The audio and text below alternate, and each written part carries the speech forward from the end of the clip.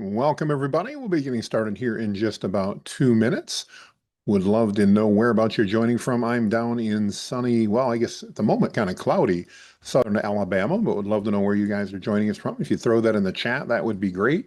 And we'll be getting started here in just about a minute or two and kicking things off. So glad to have you here for this AMA session. We're going to He's scheduled to run a full 2 hours if we've got enough questions. We'll see if we do, but looking forward to that and looking forward to chatting with everybody.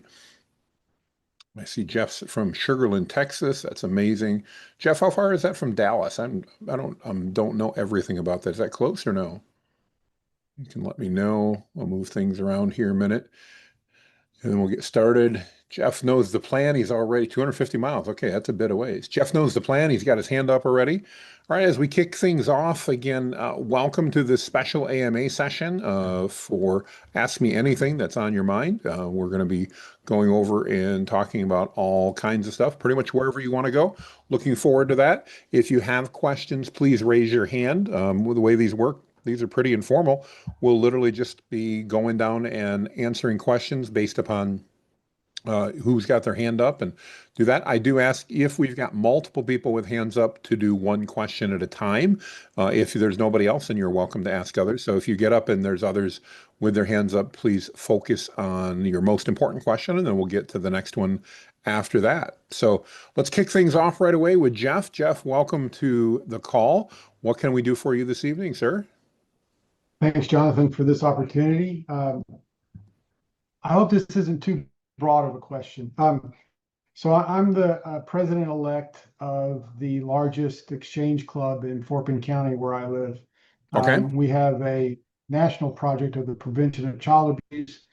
As you already know, somebody that's involved in charity work yourself, Jonathan, fundraising is the key. Yes. And we do raise between $400,000 and $500,000 a year amongst us in the group to then give out to the community. So we do a very Okay. good job. We're the large. Um, in order to help individuals do better at fundraising within our club, Exchange Club, the Exchange Club of Sugarland, and exchange clubs all over the country, I'd like to create an app of some sort to help the individual do their own fundraising, how to fundraise, and questions to ask, or where to go, or how to do that, what resources to use, just in general, because people are afraid to do that. They're generally not versed at asking people for money. And Absolutely. we're That's an just uncomfortable thing. Yeah. thinking out of the box. So you said an app. Do you want to do this as an app, or do you want to do this as maybe a custom GPT or a Google Gem where you Yeah, could rely on that and not have a lot of that API costs? that's exactly. That's what I was. Yeah, that's where I was going. Either a gem or a custom GPT, something along those lines. Yes. All right. So, well, let's dive into the simplest ways to do that. We can get really complex if we want to and dig into that. But to get things started, let me share my screen here a minute and let's go ahead and see what we've got up here. So we move. I don't know why Zoom always insists on moving every time I do that. But there we go. So I'm going to go into ChatGPT. That's probably what most people are most familiar with. We obviously could do this in as a gem, Jeff. We could do it as a custom GPT. Doesn't really make a lot of difference. But what we want to do is we'll build it out as a GPT here. You want to begin by going to Explore, and we're going to click on Create, and then we'll just call this a demo fundraising coach. In other words, it's not necessarily going to be doing the fundraising, but it's going to be coaching them. Is that correct? Yes, that's correct. All right. So what I'm going to do is I'm going to go over to the Create tab. I think you've probably been in my classes, Jeff. We actually, a lot of times we'll go through JSON and we'll build it out in great detail. But to keep things simple here, another way that you can do that is just go over to Create. And what we're going to do is we're going to just describe what we're looking for. Okay. So I need to build out a custom GPT that will be a fundraising coach, guide, and consultant to people within my nonprofit. It's uncomfortable for people to ask about money and ask for money. and we want to create a GPT coach that will guide them, that will encourage them, and will even give them the right words to use as they approach people to raise money for our nonprofit. Did I miss anything? Is that close to get started, Jeff, or no? Yeah, yeah, that's a great start. So what we're going to do, if in the Create tab, the benefit is we're relying on ChatGPT to help us write it at that point. It's going to go ahead and do that. You can see it set up the foundation for your fundraising coach GPT. I thought a good name might be the fundraising coach. Do you want to go with that? And I'd say that sounds like a great name. Yeah. And we'll move through, and it's just kind of step by step walk you through. Now, ultimately, you could create a more detailed version with JSON or something like that from some of our custom GPTs, but this may be more than sufficient to get you started, especially if we dig into it just a little bit more. We ask it a few more questions and things like that. So as we dive in, let's see here. Would you like me to regenerate the same hand-holding heart concept? Let's go back up here. So we've locked in the name fundraising coach. Now let's create a profile picture for it. Sure, we'll just let it pick a picture. That sounds great. I'm not as big a fan as create tab as I am configure because you have to kind of walk through the guided process and my ADHD gets in the way and I'm like, oh, I want to go. But this is perfectly fine to get us set up. That's great. Let's continue. So it's found an icon for us. Now that we've got that set to start, when someone turns on the fundraising coach, Jeff, what thing would you like to help them accomplish? Or should we ask them at that point, are you looking for advice? Are you looking for coaching? Are you looking for scripting? What would you say when they start? What would you like them to basically, how would you like it to start? I think ideally we want the app to ask them because people don't know where to begin. Okay, They don't know how to take the first step. let me go in there. There we go. We want this GPT to ask the user what it is that they'd like to accomplish. And if the user isn't certain, we want you to ask a few questions to help them determine what the next step should be. Many of the users will not be experienced at all. In other words, will have no experience in fundraising and will need to be guided through this process step by step. All right, so we'll Perfect. do that. While we're doing this, I see we're getting more and more people on the call. If you guys are interested and have questions, just please raise your hand and we're going to go through one at a time. We've got Cora up next and we'll kind of work through projects like we are for Jeff or we'll answer questions. So feel free to just raise your hand if you've got questions and you'll be in line then and I'll make sure I call on you. So notice here, Jeff, it's telling us it's thinking a little bit longer to kind of come up with a better answer. And, it's going to ultimately probably end up doing a pretty good job for us. But ultimately for you, what I would encourage you to do is really follow the same pattern I've done right here. And then just from that, figure out what your next steps are. Refine it, try it out a little bit, have some of your people try it out and continue to refine as we go through. We'll answer a couple more questions here and then I want to show people how powerful this can be, and then we'll do a quick test on it, and then we'll move on from there. But is this getting you towards the direction you were hoping, Jeff? Yeah, this is very much has the ideas running through my brain. Good. All right. So, are there anything based on the way your nonprofit works or anything like that? Is there anything that should be avoided or anything that should be emphasized as you're doing fundraising for your nonprofit? Our national project is the prevention of child abuse. And so, as far as the Exchange Club and the Exchange Clubs around the country, that is our national project and is a focus for our club Will it be that way next year as well, or do we want to not necessarily forever. forever? Okay. Our Exchange Club, which is our local nonprofit, supports a national program helping prevent child abuse. We want to make sure that we are supportive and emotionally sensitive to the horrors of child abuse while also working to help raise money to prevent that. That'll give us at least a start on that. And certainly we could go into more details. And Yeah, again, if you're watching, we have five pillars, and I can add them also, but this is obviously a focus. This is good.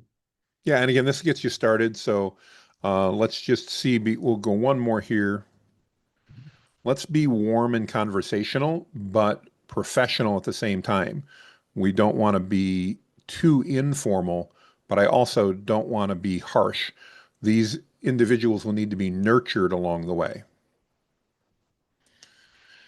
The neat thing about the create side, and while we certainly don't have as much flexibility as we do on the configure, you can see how we can literally just talk to it step by step and it will start creating GPTs for us. All right, so let's go see how it feels. And let's just decide in here. I've been asked to raise $5,000 for my local chapter, and I don't even know where to begin. That might be the type of thing that people would be coming up with. I don't know about the dollar amount, but certainly I don't know where to begin. So let's see. It's going to say take a breath. I like it. That's having some empathy about it. Raising 5,000 is doable. It's being supportive. Let's start by mapping the situation. So is it needed by a specific date or more flexible? Who are we asking? What channel do we feel most comfortable with? So let's just try this out really quickly. I need to get pledges, but the money doesn't need to come in until December 31st of 2025. I'm imagining reaching out to friends, family, community leaders, but especially local businesses. I will not have access to past donors, as my job is to find new people willing to donate money to our cause. I definitely do not want to make phone calls, and I'm really uncomfortable with in-person conversations unless the person asks me to meet over coffee or something like that. So I guess it'd be best to start on social media and maybe some email. We do have a number of people that have already given to our organization over past years, and I can share some great stories, but I don't have any lists that I can call on. And I do have materials like a website and that we can add to the story if needed. So again, trying to respond, Jeff, as somebody might do Yeah. if they were doing this. And let's see what happens here. So announce the commitment. So here's an example of what you could post on Facebook to announce what you're doing. Engage your inner circle, an email that you could send out to your warm audience. Start building a business list. Good idea. Dear business owner, I'm reaching on behalf, blah, blah, blah. And kind of continue from there. Let's try one more step before we save it. Please give me a 90-day plan with a primary goal that I should accomplish each week during the remaining 12 to 13 weeks of 2025. So again, this would be helpful where they could then say, okay, what am I supposed to do on a week by week basis? And it looks like we're going to get exactly what we asked for. There we go. All 13 weeks, just like that.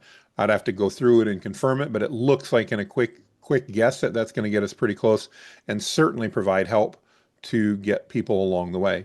Does that make sense, Jeff? It does. I'm going to go ahead and create this and send you a link to it just so that you can reference it if you choose to. Um, Let me update that a minute. Wait patiently. There we go. Copy link. And we'll put that in the fundraising coach And I GPT. would imagine, Jonathan, while I'm certainly focused on my club, if this is successful here and I want to make it available to other clubs around the country, um, the custom GPT can be made in such a way that individual deadlines and projects can be put in for an individual club's needs, I guess, to customize it even further a little bit. You could absolutely customize it further if need be. Let's say they were working on something other than child abuse, they were working on something different. You could adjust that accordingly and fill that in. But again, hopefully that gives you an example of how just by having a Yeah. conversation and explaining it, ultimately I would, if it were me, I would build it out using some of my tools like JSON and that have the whole framework in. But this is a great start. And if you don't have access or you just don't want to do that, then you've got an access here to be able to get things started. This, even if it's not perfect, is a massive step up from Right. nothing. And so, that alone would be a good resource. So, all right, good Awesome. question. Thank you, Jonathan. Thank you. That's Good awesome. question. I appreciate it. All right, so next we've got Cora. Good to see you again today. Like Cora and I chatted earlier today. What's on your mind? Oh, you are, Hello, there we go. hello. And that is wonderful. And Jeff, thank you for helping all the wonderful children that need the help. Thank you, Jonathan. My Absolutely. question is, um, I was wondering, do you have a recommendation for some kind of software or platform that would organize all the classes that I take for AI? Good question. You know, yeah. Organizing can be a little bit more difficult unless you have a good list. If you've got a good list, then absolutely it can do that. What I would probably do, I don't know if you have access to Perplexity's Comet browser, their AI assistant browser, but I Mhm. think I would actually lean towards using that. Let me share how this can work. So I'm going to go into my mail here a minute. Don't actually have to be in it. It's connected and that's fine. But once I'm in here, let me go to my inbox. So I can go ahead and turn on my assistant here. Wait just a second. Just rebooted. And I could ask it now. By the way, if you're not familiar with it, this is an AI browser. So it actually has the ability to navigate and do things. So I'm going to have it go through. Please look through my email and identify any trainings that I've purchased or software that I've purchased related to AI. And instead of me having to manually search through, which would be a real nightmare, and I know at least for me, I'd have a hard time finding everything and figuring out, it's literally going to use AI. I've connected it to my inbox, so I have done that. I've made that connection. And this is, again, just for reference, this is the Comet browser from Perplexity. There's another browser that's similar to this that is called Dia, D-I-A, which would do very similar stuff. But you can see it's searching through my trainings in here. I don't know how accurate it's going to be. Let's take a look. So here it's coming up and it says some things purchased or registered. So it's not perfect. So it self-scribes my training. So I'm glad I found that. Bakersfield was a presentation I did today. How to produce studio quality videos. I don't have any idea where that is, but it's scheduled. Community Catalyst training. Again, a lot of my trainings that are coming through, some mastermind sessions that I run. So it didn't get everything, and it did actually find some software. So I, for example, use Filmora, which is a video editing tool that is AI powered, so I can see why it picked that. I'm a subscriber to Eugenic IQ. I definitely buy too much on AppSumo, so it found some stuff there. I love Topaz Labs, and if you ever need to upsize photos, so there's it's this has got me a decent start, all things considered. I'm not saying this is perfect, but that has got me a start. What I could then do is I could say, can you please put this in a table listing in the first column what the name of the training is or the software, and in the second column whether this appears to have happened in the past or the future, and if it's the future, put a date for that. And lastly, in the third column, if there's any URL that I should go to or that's referenced in my email for the training, please give me that URL. So now I'm going to go a step further to make it easy, and I'm going to have it create a table of this information. That'll make it much easier for us to go ahead and work through. I see Kimberly asked a really good question. Do I feel it's safe to attach to email? I do. Now, I have a different perspective on privacy than many people do. And so let me be really candid, Kimberly. There's a lot of people that wouldn't do it. To me, it's well worth the convenience. And I assume that every email I get is probably being read by somebody anyway. I know it's being read by Google, for example, because I use Google's email. So I'm perfectly comfortable with that. But that's a decision you really need to make on your own. So here we go. We've got our table. You can see it's actually done a pretty good job. Doesn't have one for everything, but it's done a good job of putting a table. I couldn't have done that Cora on my own anywhere near that fast, and now Yeah. that's done for me. So, while it would need some more work and we'd have to go further, my answer, I guess, to you would be to say, hey, I would do this, and I would then make sure that in the process I used either, again, this Comet, it's COMET browser from Perplexity. I can show you where you guys can get that. So it's perplexity.ai/comet. You do need to have a subscription to Perplexity in order to use all the features. That's $20 a month, just so you're aware of that. But you can go to perplexity.com/comment. I'll put that in the links. The other one that's out there is Dia. I have used it, not as much, but let's go find it here a minute. Browser. There we go, diabrowser.com, just like I said.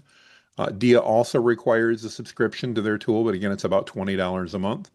and something that you can consider. Generally, they have annual plans as well that are less expensive, but that's a way to get started. And I think that AI browsers are absolutely where we're headed in the future because of some of the capabilities of what they can do. Does that help answer your question, Cora? Oh, that was beautiful. Thank you. That really helps out. Appreciate it. No, absolutely. Oh, I'm glad that worked out. Fantastic. Good to hear that. Thank you. All right, Stephanie, you're up next. What's on your mind? Hi, Jonathan. Um, if somebody doesn't have automation software like High Level or um, Zapier and so forth, what is the best way to set up a funnel system so that one can automatically collect emails and then once the email's been verified, automatically send out a digital product? Well, I tell you what, I'm going to call on Sherry and Joa if she's here. I don't see Joa, but I know Sherry's here. Many of you guys know Sherry. Sherry has forgotten more about automations than I've learned, so I'm going to bring Sherry in to help me answer that question if you don't mind. So, No. Sherry, obviously, it's easier if you've got a automation system like Go High Level or HubSpot or something. But if you don't, this strikes me as something you could do pretty easily with Zapier, Maker, Yeah, N8N, couldn't you? you don't even need that. You could do it with a Google form and I want to Can you say I'm can you schedule like an action with a Google form that like a link that gets sent on a response or something like that? actually it's in the configuration of the form. So Really? you can yeah. I'm Uh, give me a minute to go look, but when I did my lead to call training a while back, that's what we did. We basically set up a Google form, and in the configuration settings, you can send an email after the form is filled out, and then just have a link in that form. Or you can do something a little more complicated and create an app script, which I also did. But it's easier if you want something less complicated to just provide the URL in that link. There you go. That's a good way to do it. Yeah, Aaron I'll go added a see if I good, can find it. that would be cool. Sorry.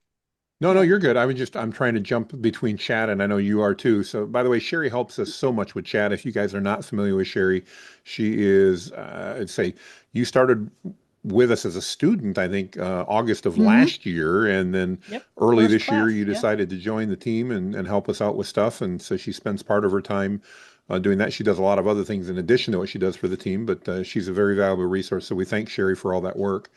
Aaron just made a good point. If there was, and I think it's still going, there's a deal on right now with PayPal, and I believe Discord's also running one that I saw yesterday to get free Perplexity subscriptions if you use them. So, like signing up with a new PayPal account, at least a couple weeks ago, when you signed up for a new PayPal account, you could get a year's worth of Perplexity Pro for free, and that gets you like immediate access to the Comet browser and stuff.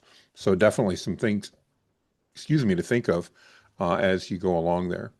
Let's see what else we've got here in the coming through. Sherry, they love you. I love that. That's good. All right. Oh, Aaron says it didn't even need to be a new PayPal account. Okay, that's cool. Thank you, Aaron. I appreciate you sharing that. I was not aware of that detail. So definitely, if you have or need a PayPal account or just want the free Perplexity, take a look at that. So, do you find anything, Sherry, or not yet? All right, we'll go back to Payola and we'll come back then. No problem. Payola, what's on your mind? Hi, Jonathan. My question was actually on Comet. I have it, but I don't really I feel I'm underutilizing it. I don't really know my way around it. Could you show us a little Sure, I'd be happy to. on how you use it? Thank you. S No, no problem. So the neat thing about Comet is it can work in across all areas. So like for now, for example, I don't have my mail open, but because I've connected it, I can still use this. So let's just say, for example, that I need to schedule a meeting with Sherry. And by the way, if you're not familiar, I love the transcript feature. In fact, some of you were on a call with me earlier today. It wasn't working, and I was about ready to pull my hair out. We rebooted the computer, everything works.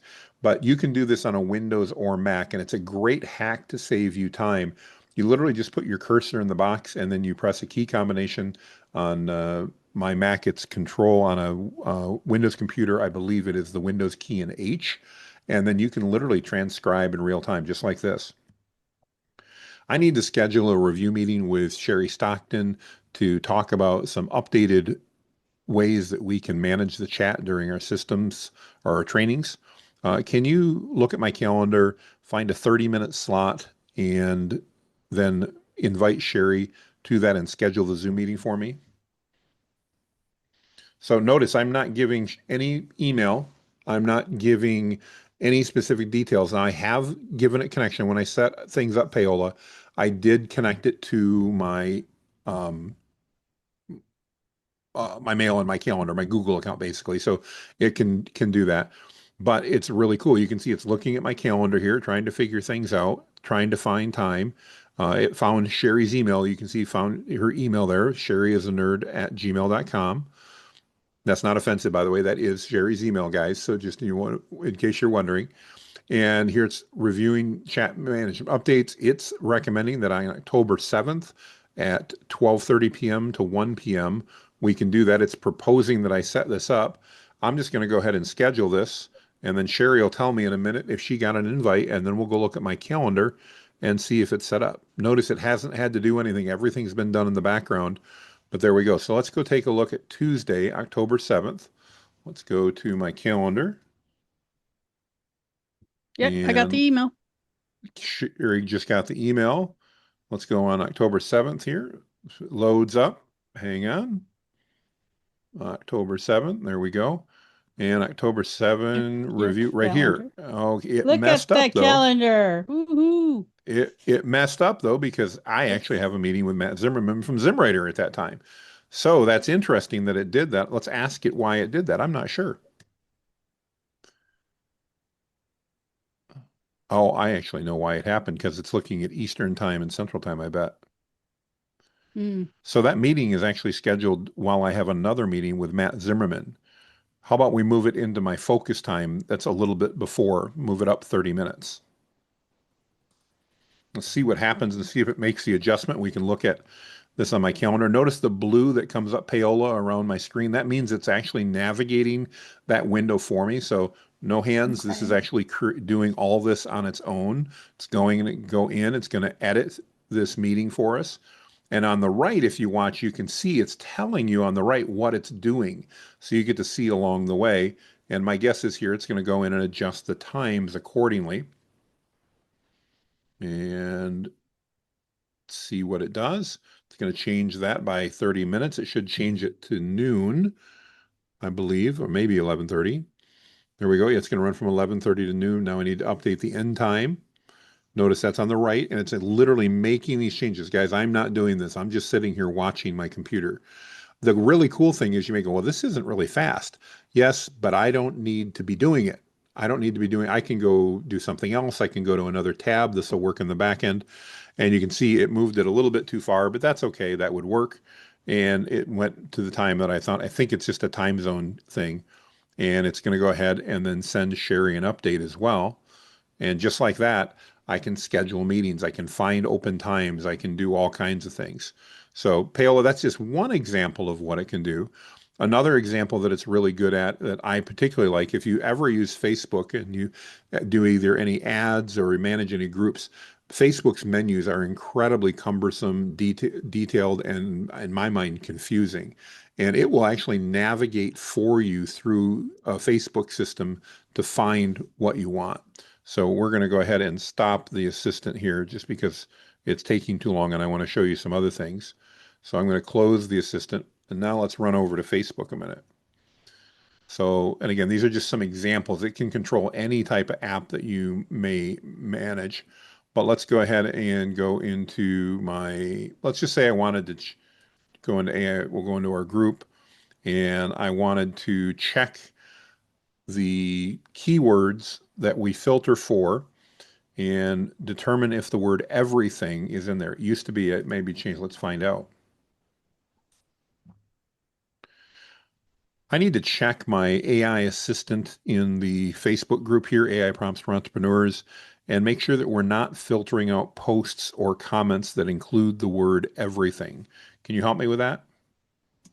Now watch here a minute. It's literally going to take over my screen here in Facebook and navigate through. And I tell you, when I say navigating through Facebook is not fun, they need a better user experience person in my mind. Finding what you want and getting through that can really be arduous.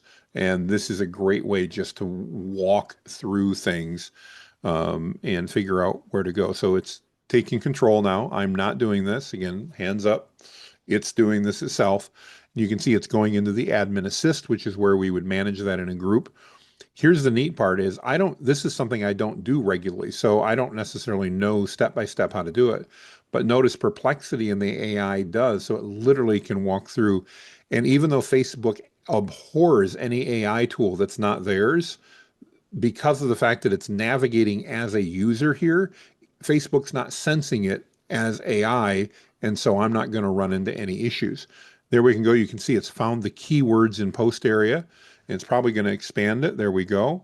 And it's looking for that, and you can see it as we look down there, it has everything free and everything is free or filtered, but the word everything is not, which is just fine, or everyone is. Want to add this.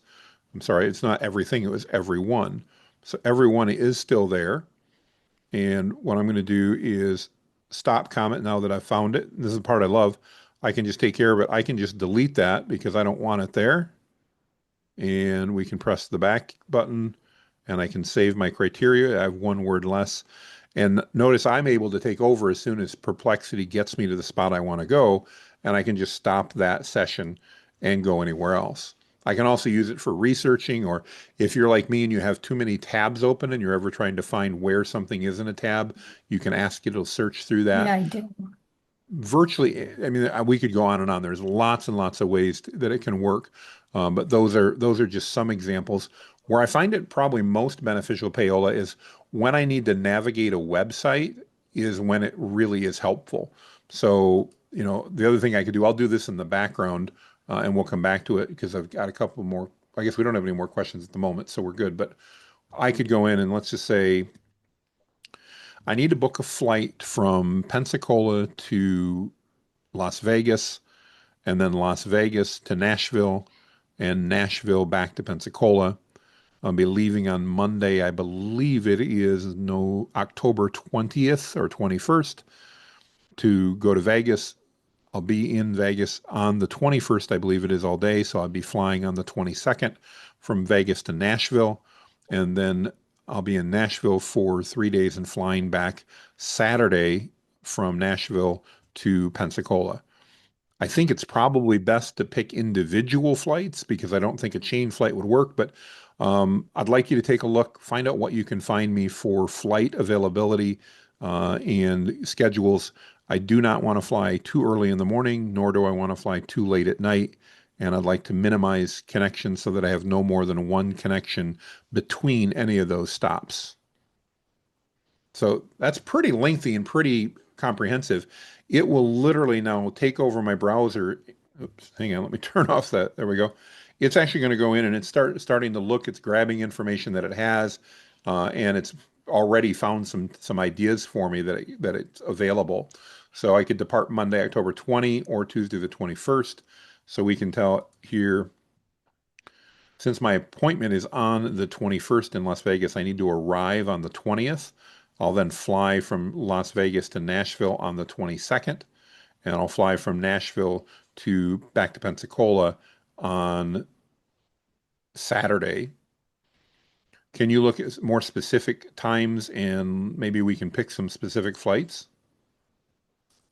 Now, admittedly, Payola, I've never done this, so we're going to see if it works, but it should because it literally Okay. should be able to go through and navigate and find things. Notice it's looking at American cheap flights and a bunch of other things. And it's come up and said, all right, so I can There you go. fly earliest flight, I can leave at 12:48 and with one connection, I'm going to spend about $150 to get over there on Southwest. That's not bad. From Vegas to Nashville, I'm going to spend about $200, probably a little bit more. That's going to be a low price. And then from Nashville back to Pensacola, it looks like I'm going to spend another $150, $200. So budgeting wise, I'm probably going to spend $600-ish by the time you add all the fees, maybe a little bit more to put that together. And I could then continue to have the discussion. I won't bore you, but I can continue to do that and it can even navigate. Let's try one more. I think I'd like to fly American the whole way. I've got good experience with them. Let's go pick specific flights with American Airlines, and we'll see if it will do this or not. Again, I've not tried this one, so let's find out how it's going to look. It's definitely should keep us on American at least. Definitely, you can see it's looking at AmericanAirlines.com, pulling information in, and we'll go from there. All right. While we're looking here, if anybody else has got any questions, a great opportunity to raise your hands. We've got some time, but would love to be able to chat with anybody else if you've got it. Paola, did that answer any of the questions you had? Thank you. Yeah, so I basically press assistant and just ask whatever my heart desires, and it'll do Pretty it much, yeah. basically. And the neat thing is because ChatGPT, for example, and I ran into this all the time. ChatGPT doesn't like give me the ability to look at a LinkedIn profile, but with this I can. So, I can go look at it, and because it's going to navigate directly, I don't have to actually even though LinkedIn blocks AI tools, I can see it through the assistant, and it's really pretty cool and pretty powerful. All right, Angela, you're up next. What's on your mind? Can you hear me? I can. Okay, perfect. Thank you so much. Thank you so much for this time, Jonathan. Oh, yeah, So I'm absolutely. a newbie. Awesome. I'm a Welcome. newbie. So thank you. So my question was for the custom GPTs, like how do you go about monetizing them and like what do you need to be thinking about? Hmm. Yeah, I'm thinking I haven't really created my first one, so thank you so much for the demonstration. I do have an idea, but I just wanted to, I think where I'm stuck is most on how to make sure that this is in some ways like guarded, but at the same time, I'm not really clear about how to monetize it altogether. There's a lot of questions you need to ask and figure out. There's a lot of different ways to do it. In fact, I think Sherry, I think I've probably covered that in a couple different trainings. That there's that many different options on ways to do that. The simplest form, if you want to, is literally to have some sort of a payment gateway that people pay you for access, and then you send them the link to either your custom GPT or your Google Gem. If I was going to do Mhm. that, I would probably lean towards a Google Gem, as with inside that, I'll share my screen here a minute. Unlike ChatGPT, where you just get a link, you can't really choose where it goes or who has it. If I go into Gemini and I look at gems, I can actually share gems with specific email addresses. So in this case, Angela, if I sold that, that would allow me to go ahead and provide that to a specific user and they'd have access. So let's go ahead and take a look, for example, at Veronica. It's one I use all the time to help write social media posts. Oops, and I Mhm. need to go explore gem, sorry. And if I find Veronica here, I can click on my sharing and you'll see when it pops up, I can go ahead and I can share this with specific people. And right now I've got it with anyone with the link that I share it with because I've shared it with members in my training. But if, let's say I sold it to you, Angela, I could then add your email in here and then that you specifically would have access to that. I would then change this from anyone with the link to restricted, just like you would a Google Doc, and then just add the Mhm. names of the people up here that you wanted to give access to that file or that GPT. Now, gems work very similarly to the way that a custom GPT works. They don't have the branding, but other than that, they're very, very similar. So I have Veronica both here and just for giggles, I also have Veronica over here.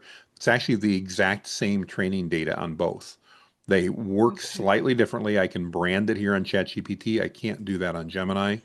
And I get to set up some starter questions here, look like buttons on ChatGPT. I can't do that on Gemini, but I can type Mhm. start here and it will do almost the exact same thing as if I press start here. Keep in mind, they're two different AI models, so they may work slightly different. Sherry did also just share a link to GPT Money. That was our most recent class. We just did that one a couple weeks ago. And that whole purpose, Angela, was all about how to monetize. So we went through it in great detail at that point in time. But you can see they're very similar. So, hello, I'm Veronica. Give me a topic, and I'll craft viral style Facebook threads. And chat said, hello, I'm Veronica. Give me a topic, and I'll craft viral style Facebook threads for you. I guess maybe I gave it that Mhm. text because that's identical. I wouldn't have expected that. Probably didn't, but you never know. But anyway, to monetize them, you need to create it, do that. The other thing you can do if you want, I'm a big fan of Formwise AI, and I can give you a link there if you're interested. Formwise is great as I can build all those out in the back end, but I can actually gateway them and I can charge money for usage and all that type of stuff. The downside of Formwise gives you tremendous flexibility. The downside is you have to pay more money for it. You have to pay for Formwise. Even on our promo, the best deal I've ever seen is $100 a month on that. And Wow. normally it's like $200 a month to get in. So versus like a Gemini where you're not paying that, so you're able to save a little bit of money there. So Mm-hmm. Mm-hmm. Okay. so Thank you so much. Thank you. And thank you, Sherry, for giving me that link. I really appreciate it. absolutely. Thank you. Great question. Glad to have that. I'm going to pop over to the comments one just because I happened to catch one that came through from Tina asking a question about how I'm creating some of my Facebook posts. So let me go ahead and show you just a moment what I do. Let me fire up Canva.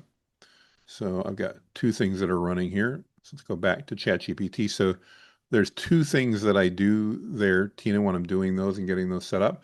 First, I go to Veronica, and it's what I use to give me an idea. So let's just say I want to talk about, tell me things that experts know about focusing versus being a generalist and how that helps. Tell me about things that successful entrepreneurs know about focusing on a niche as opposed to being a generalist and how it helps you become profitable faster by niching down. All You're right, so not we didn't get that. sharing if you want to be. Oh, I do. Thank you. That's once. We're only 40 minutes in. I've already forgotten once. There we go. Thanks, Sherry. All right, so I'm just going to type that in here. We're going to say go. And what's going to happen is now Veronica is going to create for me those threads. So that's again how I'm going to move that, Tina, to get those. So here's my opening hook. Being a generalist is the fastest way to go broke. Here are 5 reasons why niching down is faster. So I like this one.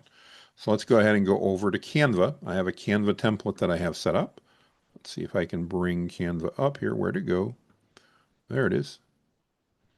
Computer's being a little slow today. So here's, notice I've got my templates. I've got a bunch of those in here. I can actually go, you can see. So I've got lots of these, but I've got a basic template built out and then I add things in.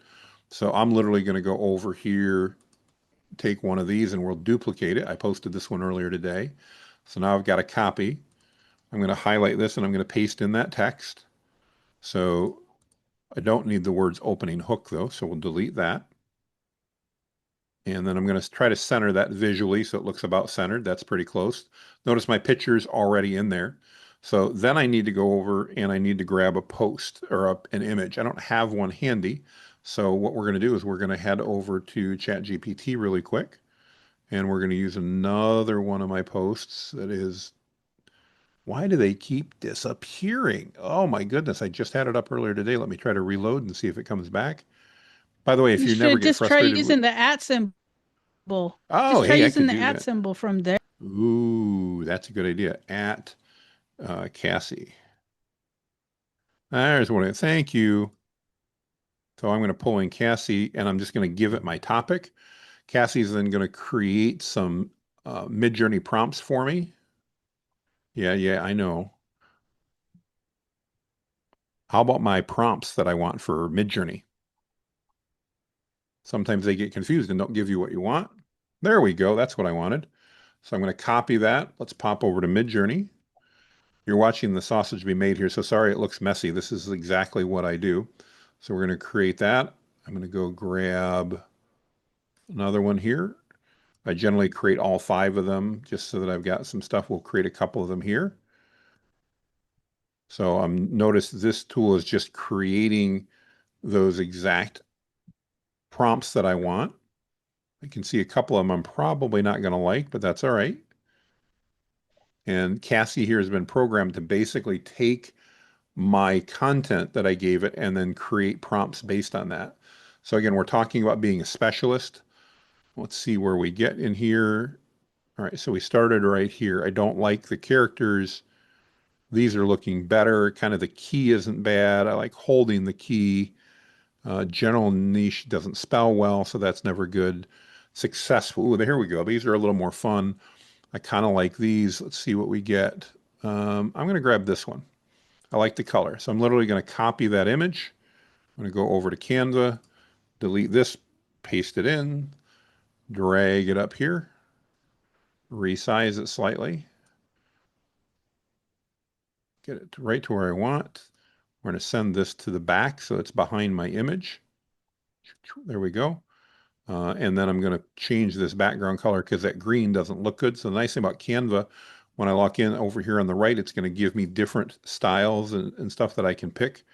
And I kind of like I think I kind of like the orange. That's not bad, actually. I'll go with that one. So now I've got that done. I'm going to make one more adjustment on the image here just to move her up. And then we're going to save this as a JPEG. And we don't need to save all 72, just the current one's fine. So that's going to save as a JPEG. And then what we're going to do is we're going to go over to Facebook here a minute. So we'll just call this one Fast. Oops, cancel. I don't want to do the same name because then it always gives me fits. There we go. And that's all done. Let's go back now to our post. And I'm going to go into Facebook. Let's go on my personal page, which is where I start. Photo, video, Fast. So there's the image. Now I need to go back into, hang on here a minute. I got to find the right screen. Where are we? Not Veronica.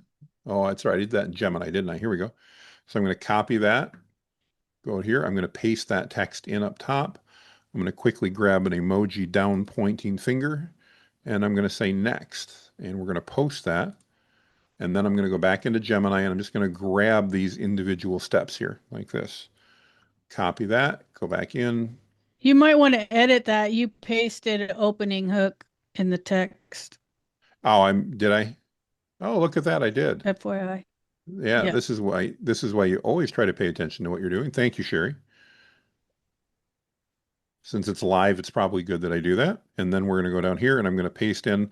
And what I'm going to do is I'm going to take a moment and I'm just going to put a number in front of those. It didn't grab all the numbers. That's not a big deal. But if I do it here, and actually I learned this from Sherry. This is a faster way to do it, pasting them all in, making a quick edit, and then copy and pasting out of that. I used to go back and forth. Now I can go ahead and I'll just take the bottom 4, I'll cut and I'll post. Then I'll paste in and I'll take the bottom 3, cut and post, paste in again. So always leave the top one. And you can see it doesn't take very long, and I can go back in and I can put in one of these thread posts and be ready to go. And just like that, it's done. So my post, everything's set, and that's exactly how I do it. Did that make sense? Did that clarify that question in chat? I know that was a chat question, but that's how I do it. Thank you, Tina. All right, Stephanie, you're up next. What's on your mind? Okay, you may have already covered this and I missed it, but That's okay. okay, how would I authorize Comet to be able to get into my Google Calendar and my Gmail? So I'm pretty sure, I don't think I did cover that, but I'm pretty sure that we're going to have to do that. Hang on, as I'm moving my mouse between screens here. There we go. And let's pick my desktop. There we go. Let's go back into comments. So I'm pretty sure in the assistant, I know when you start off, there's a configuration, and I'm not sure if I can find it here or not. Let's just see here what we've got. View site information. Open in tab. Let's see if I can do it. I don't know where I did it, but it was during the setup process, Stephanie. So when I set that up the first time, it did. Let's ask it really quick. Hang on Oh, here.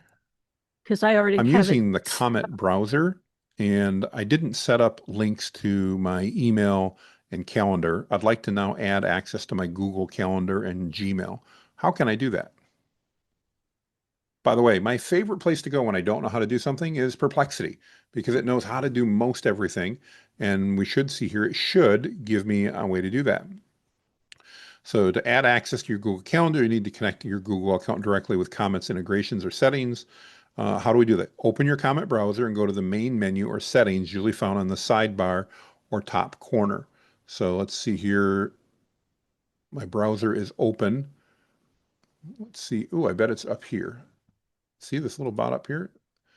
And settings right down here. There we go. And there we go. Over here, then I've got you and comment. So I can fill all the things out right over in here. I'm not going to click on those. I don't want to show any of my passwords. Sherry's seen me do that, and then I need to spend hours changing passwords around. But just click through here until you find the one that you want. Let's see, it may even have told us which one to do. You want to go for integrations, accounts, and connected services. So here is integration or accounts. Let's see if I can find that. I'd have to click through, but that's what I would do. I would just click through. My guess is it's underneath one of these, and I would just click through until I found it. It's probably under privacy and security. That's the tab I don't want to click on. So we would click through that, and then that's where you would add it from there. Does that make sense? Yes, and thank you so much for showing me. I'm a visual learner, and this was very helpful. I am too, so I totally get that. 110%. All right, Shannon, you're up next. So I got to ask you, I saw when I was on Facebook, there was a picture of a horse walking out of a pond that I saw that had your name on it. That looked like that was something that you must have just posted. You got to tell me the story behind that. I'm going to Well, pull it up on my screen here because that was pretty cool. I have a horse who's a troublemaker, and he got himself into a bit of a spot by being a chubby little pony who isn't supposed to eat Florida grass. So he's been wearing boots because this time of year his feet are very sore. So he has boots. And I don't know, I'm going to date myself, but if you guys have ever had a Cabbage Patch Kid, they had came with like you could get a Firkins, and Firkins were like the little animal. Anyway, they had boots. Well, my horse has boots like that, big round boots that you Velcro on their feet. Only they cost like $108 per boot. And that little stinker went in the pond with his boots on, and one of them floated into the middle of the pond. So just before my training yesterday, when I was supposed to be printing stuff out because I like to have paper on my desk, I'm outside fishing his boot out of the pond and trying to get him to come out so I can go put him up by the barn so his feet can dry. I was like, He wasn't cooperating, was so he? yeah. I No, he love was Facebook, swimming. I have another video of him just swimming all over. I know it's not loading for you because you're trying to show it, but he's like a hippo. He's in there swimming. At first, I was like, is he stuck? Like, can he not figure out how to get out because the water has risen up so much? No, he was not stuck. He just wouldn't come to me. Like, if you've ever tried to get your 3-year-old out of the pool, it was like that. He's just That's like, no, you hilarious. can't get me. He's such a That's trip. hilarious. Oh, I appreciate you sharing that. I Yep. saw that come up and I'm like, oh, I see Shannon's Yeah. got her hand up. I'm going to have to ask her about that. Well, what's on your mind? Yeah, for sure. Oh, well, you were talking about Comet, and I was Yeah. wondering, I haven't had a chance, and I'm not chasing this shiny tool, but Google's Mariner. Do you know anybody who's using it? Because it's like I think 250 or 290 a month, so I'm not dipping my toe in that pond yet. I'm a cheap Dutchman, so the answer is no, I don't. But let's go take a look at it and see what it is here a minute. If you're Oh, Dutch, I apologize. it's their browser. No, it's okay. I knew what you meant. It's all right. Yeah, It's a good yeah. expression. Well, I'm half Dutch, so I can get away with it. The other half is German, and they're known to be frugal as well. Yeah. Um, So no, I I'm not. guess that's their version of Comet, and Well, it's what's the new interesting is agentic browser. they just announced this was going to be Chrome and it hasn't shown up anywhere. So I think it's really interesting that Right. they have this. That's really wild. I had read about Mariner a while back, but I hadn't paid much attention to it. Interesting. Yeah, if it's only available under Well, I Ultra, I've asked not. Perplexity. Yeah. Yeah, And that's what it said. It says it runs as a Chrome extension, but it's only available with the 249 a month. So yeah. Well, um and this is I this don't is know that I'd ever do it. an interesting pricing decision from Google too, because I might consider doing it for like one of our accounts, but we've got 10 people on our account. So if I do that, I have to pay 249 for every person on my team. That means I just went to $2,400 a month from like $100 a month. That's a big, big jump. And I know that most members of my team wouldn't use it anyway. I mean, so that's an Right. interesting pricing decision. I don't know anybody's using it. Is there anybody on the call that's using Yeah. it at all? And it seems like it's priced so out of whack with Comet that it's like, I'm not sure. I saw uh, Justin just said that he's using Opera Neon. That's another one that's interesting. I'm not familiar with. I haven't tested that out, but that would be interesting as well. Looks like it's the same type of thing. I do think the AI browsers is absolutely where the future is going. I will date myself. I sold my first website in 95, and in the late 90s, we used to get excited with Netscape and everything else. We actually thought Internet Explorer Yep. was going to be good. We were wrong. But, all that was a lot of fun at that point in time. And yeah, definitely there's going to be a lot more AI browsers coming out. I think that's going to be the thing as people start looking at it.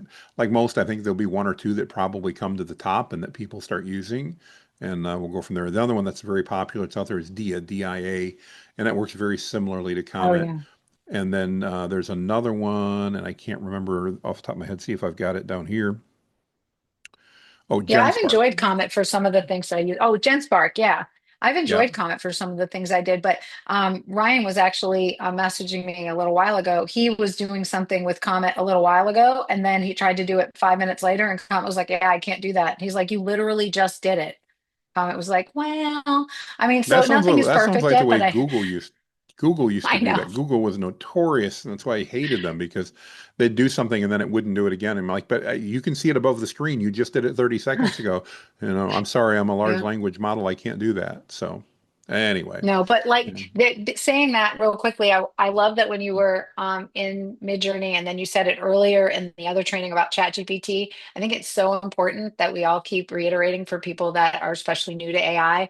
Sometimes that just happens. Sometimes that just happens. Sometimes you have to do it a few times. Sometimes you have to restart the chat. Like it doesn't mean like I actually said in my training the other day, and it might have been a little snarky, but I said, well, if it gives you rough codes that don't work, you could email me or you could email Midjourney or you could just erase them and then press the play button again. Like, I mean, how much of a big deal do you want to It's make part about of using everything? Yeah, AI, and I think yeah, it's important to remember if you've ever had a team and you've managed employees, employees have bad days sometimes. Generally, AI doesn't have bad days, but it definitely has bad moments where it's right. like, what are you thinking? And it's like totally out of left field. It's like, this is just stupid. So yeah, that definitely Yeah, can happen. It absolutely can. yeah. And So it doesn't mean something's broken. That's just what I like people to know. It doesn't mean it's broken. Just give it another shot. yeah. So, Oh, yeah. Well, I absolutely. appreciate that you said that. Very Thanks. cool. All right. Thank you. All right, let's see here. Move on. Looks like Howard, you're up next. What's on your mind, sir? Hey there. Been a Hello. long time follower and implementer of a lot of your stuff. It's been Well, awesome. thank you. Glad to have you here. Um, I work with the Jesus Film Ministry. It's a ministry of Campus Crusade for Christ, or Yeah, I'm Crew familiar is with what we it. call it here in the U.S. But our flagship film, the Jesus film, is taken from the Gospel of Luke, and has the Guinness Book of World Records on the most translated film in history. We have it in 2,239 languages, and it's the probably the number one resource used for church planning around the world. But our parent organization, a crew it was established in 1951. It's got a gazillion resources for evangelism, discipleship, and training and things and languages all over the place and countries all over the place. But for some of the AI projects that we're working on, we can't really rely upon the LLM's knowledge and the training that they have, and we're trying to Sure. come up with a plan of developing our own RAG model, retrieval augmented generation model Hmm. for our ministry for everything from conversational AI to content creation to resource translations and whatnot, and wondered what pathways you would recommend for doing. I don't know how much work you've done or worked with people on reg models, I would recommend you but guys don't know take a what look you at. would. Yeah, there's a lot of options. I would definitely recommend, unless you're opposed to Google, you take a look at their Notebook LM. The Notebook LM is Yeah, a very easy way to get in and create massive databases. I'm not saying it's perfect, okay, for everything, but it's really easy to get into. And the benefit of Notebook LM is that you're literally creating kind of like this. You're creating unique notebooks on different things. So some of you have heard the story. My wife recently got a new puppy, a Havanese, and I didn't know anything about it. So I wanted to learn about Havanese. I can go search the web, but by using Google Notebook LM, in your case, Howard, you could take just the knowledge that you want and upload that over here as a resource. And you're essentially creating that RAG database. It's not a true RAG database, but it's very similar, and it's something you can set up in just a matter of minutes. Then when you do that, unlike normal large language models, Howard, where it's using all of its training data plus what you've uploaded, NotebookLM is only using the information over here on the left side of my screen. So when I'm doing that, it's not pulling in any disparate information or anything else. It's literally just pulling in that data that I've provided to it. And so that's a great way to do that. It runs Gemini in the back, so you can query this data you see on the left with Gemini and ask it anything you want. But instead of using Gemini's full knowledge, it's just using the knowledge that you've uploaded. And even more powerful in my mind is you can turn on and off different things. So if I only wanted to ask a question of this Reddit thread, I could ask it and it would only use that particular knowledge point to answer the question that I asked.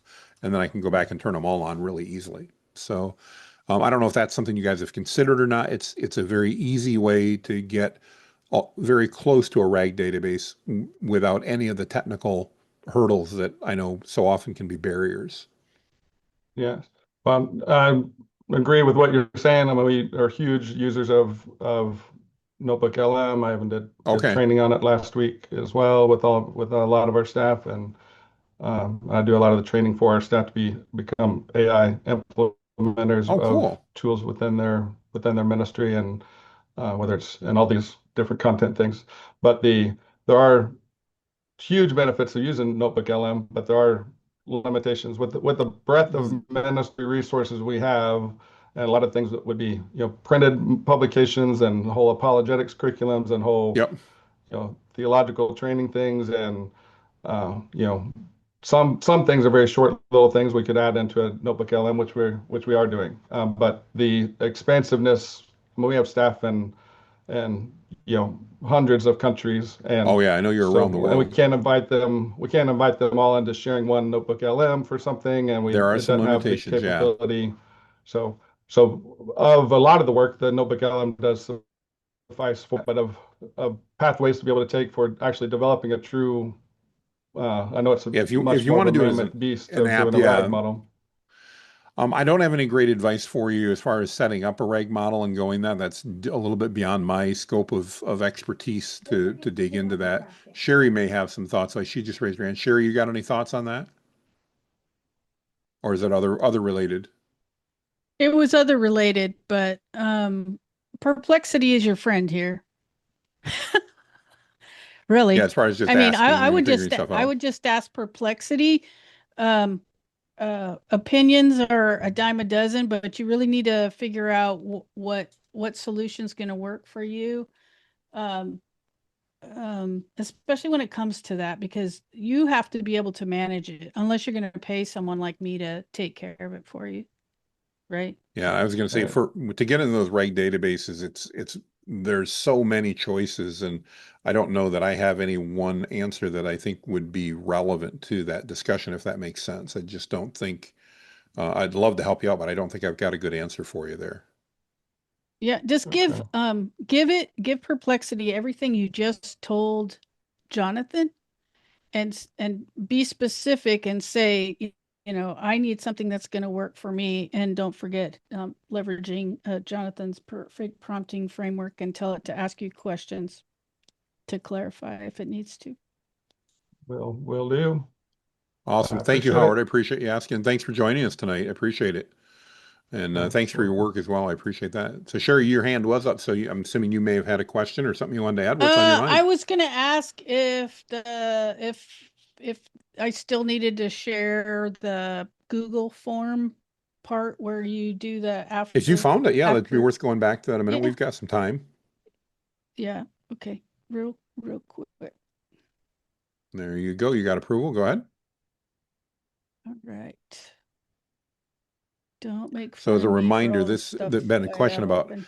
if I don't use an automation tool like High Level or something like that, is there a way I can have a form and have that form collect email addresses and then automatically send information out based on that? And Sherry said, yeah, we can do that in a form. So this is what she's showing here. Sure can.